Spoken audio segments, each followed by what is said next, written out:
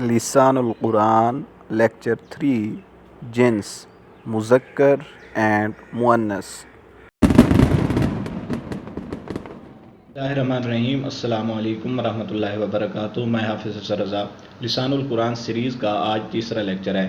پہلے دو لیکچر میں جو کچھ ہم نے پڑھا، جو کچھ سنا، جو کچھ سمجھا، آج اسے تھوڑا سا ریکیپ کرتے ہیں، اس کے بعد آگے بڑھیں گے۔ ہم نے فرسٹ 2 لیکچر میں یہ پڑھا، سب سے پہلے ہم نے حروف الہجا کی تعداد کو دیکھا۔ حروف الہجا کی کل تعداد 28 یا 29 تھی۔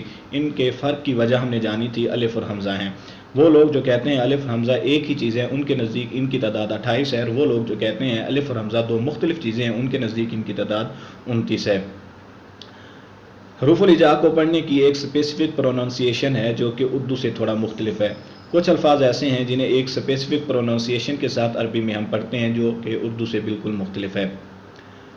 حروف اور حرکات کے ملنے سے ہم نے دیکھا تھا کہ لفظ وجود میں آتے ہیں۔ لفظ دو قسم کے ہو سکتے ہیں، یا تو با معنی ہوتے ہیں یا بے معنی ہوتے ہیں۔ ہم نے بے معنی کو چھوڑ دیا تھا، کیونکہ اس کا قرآن مجید میں استعمال نہیں ہے۔ ہم نے قرآن مجید کی زبان سیکھنی ہے، لہٰذا لفظ کی دوسری قسم جسے ہم با معنی کہتے ہیں اس کو ہم نے دیکھا تھا۔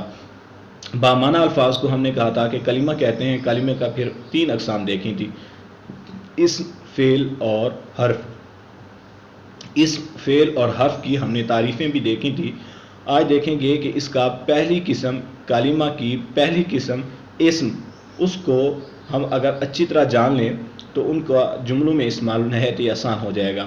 کسی بھی اسم کو جملے میں استعمال کرنے کے لیے میں نے کہا تھا کہ ہمیں 4 باتوں کا پتہ ہونا لازمی ہے۔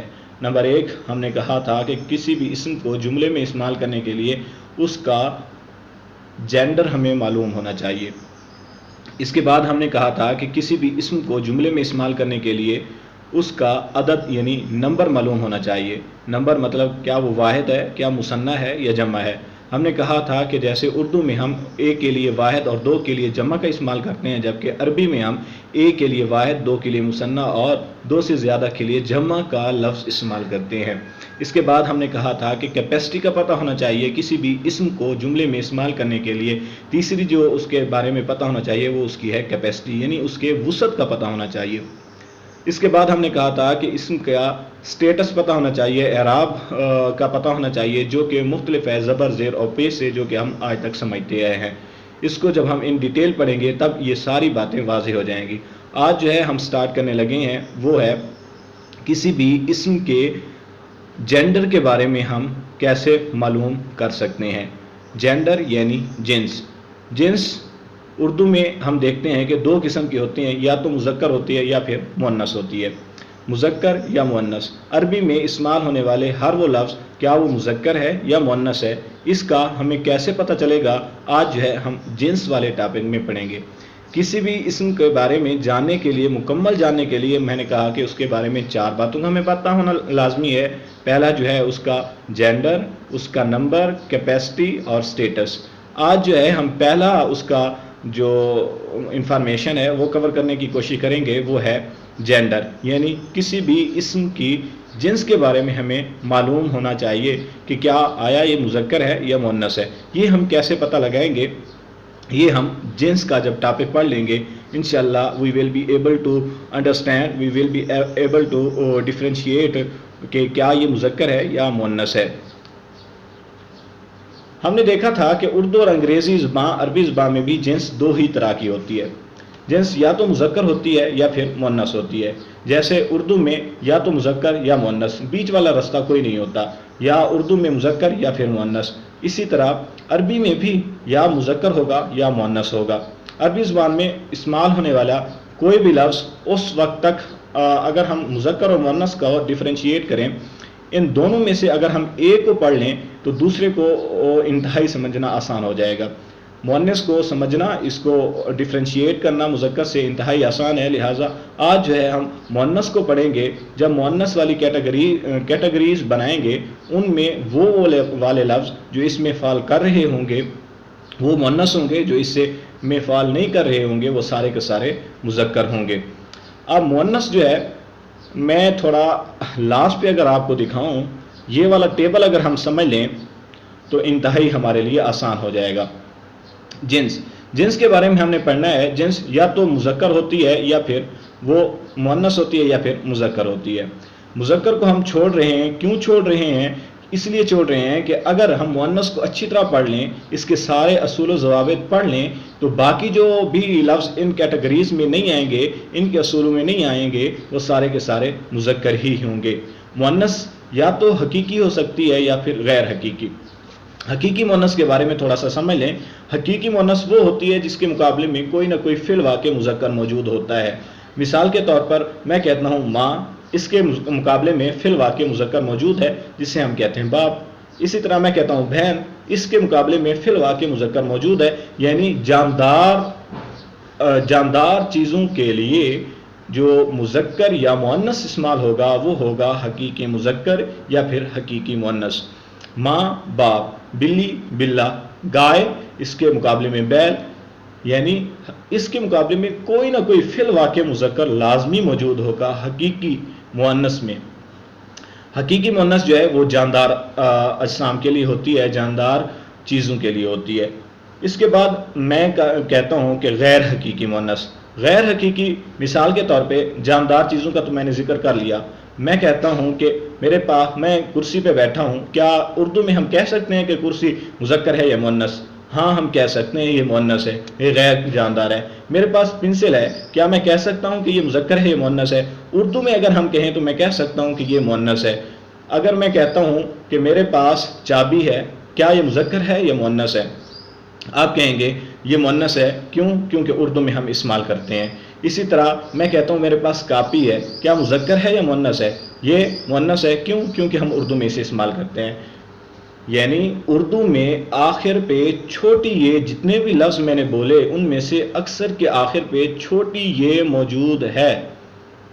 ये छोटी ये एक अलामत के तौर पे इस्तेमाल होती है जो हमें ये बता रही है कि ये वाला लफ्ज़ मुअन्नस है। जैसे मैंने कहा कापी, जैसे मैंने कहा कुर्सी, इसी तरह जिसके आखिर में छोटी ये मौजूद होती है उसे हम कहते हैं मुअन्नस।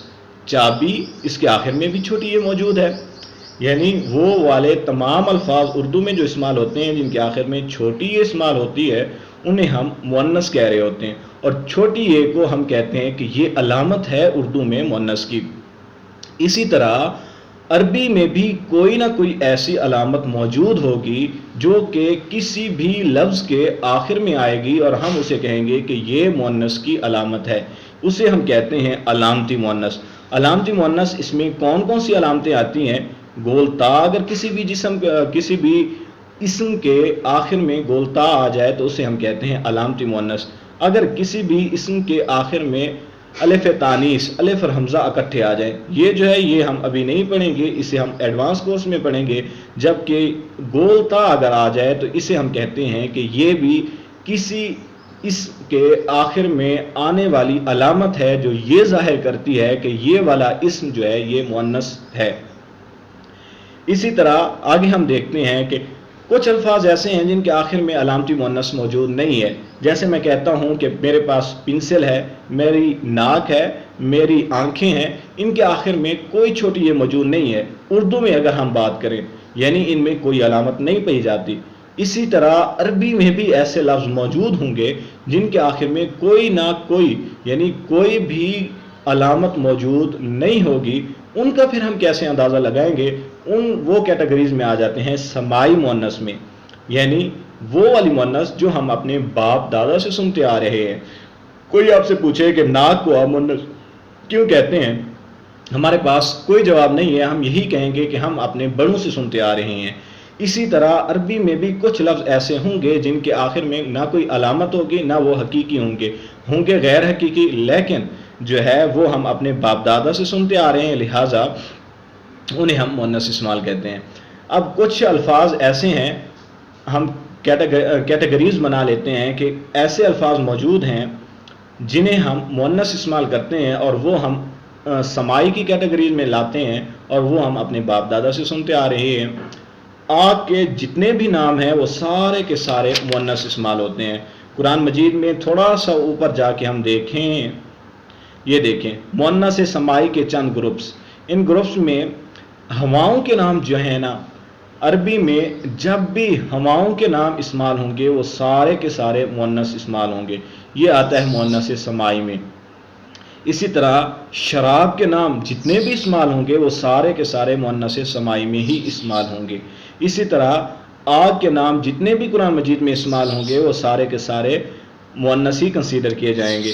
شہروں اور ملکوں کے نام جتنے بھی استعمال ہوں گے وہ سارے کے سارے مؤنث استعمال کیے جائیں گے۔ جیسے ہم کہتے ہیں یہ ہمارا پاکستان ہے، جبکہ ان کے نزدیک اگر وہ عربی میں کہیں تو وہ کہیں گے ہماری پاکستان، یعنی یہ پاکستان مؤنث استعمال ہوتا ہے۔ میں کہتا ہوں لاہور میرا شہر ہے یا فیصل آباد میرا شہر ہے، ان کے نزدیک شہروں اور ملکوں کے نام جو ہیں وہ مؤنث استعمال ہوتے ہیں، لہٰذا وہ کہیں گے فیصل آباد میری۔ اسی کے آگے اگر ہم دیکھیں تو جسم کے وہ اعضاء جو جفت ہیں وہ سارے کے سارے مؤنث استعمال کیے جاتے ہیں، یعنی میرے کان دو ہیں، اذن جنہیں کہا جاتا ہے، انہیں ہم مؤنث استعمال کرتے ہیں۔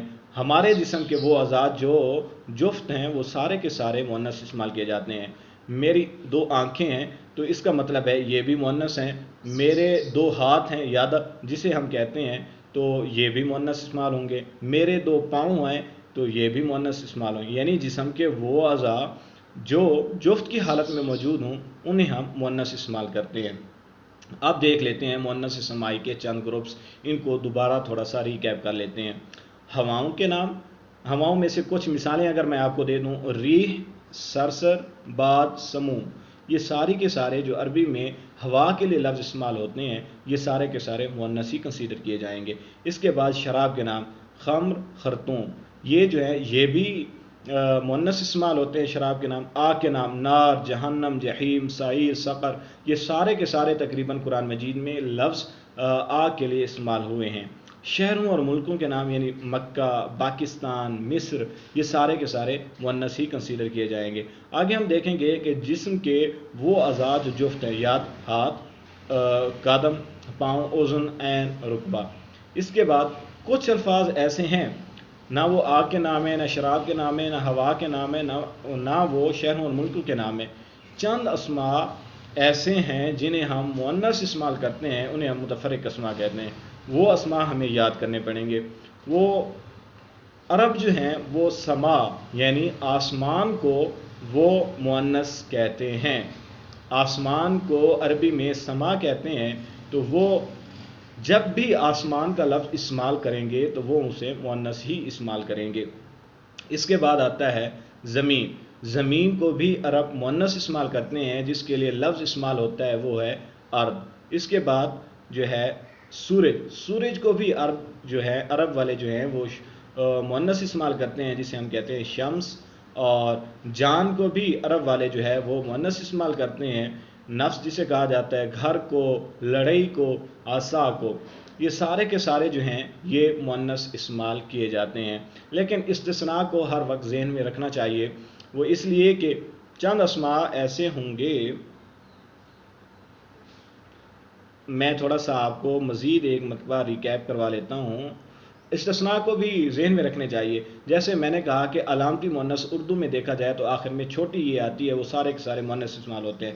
لیکن یہاں پہ اگر ہم دیکھیں ایکسیپشن تو نائی، اس کے بعد اگر ہم بات کریں اس کی موچی، یعنی جن کے آخر میں چھوٹی یہ آ رہی ہے وہ سارے کے سارے مذکر بھی استعمال ہو رہے ہیں، لیکن ایکسیپشن ہر زبان میں ہوتی ہے۔ لہٰذا اس کو دوبارہ ایک مرتبہ ریکیپ کر لیتے ہیں۔ ہم نے کہا تھا، آج ہم نے پڑھا اسم کے بارے میں 4 باتوں کا ہمیں پتہ ہونا لازمی ہے۔ اس وقت تک ہم کسی بھی اسم کو صحیح طریقے سے جملے میں استعمال نہیں کر سکتے جب تک ہمیں اس کے بارے میں 4 باتوں کا پتہ نہ ہو۔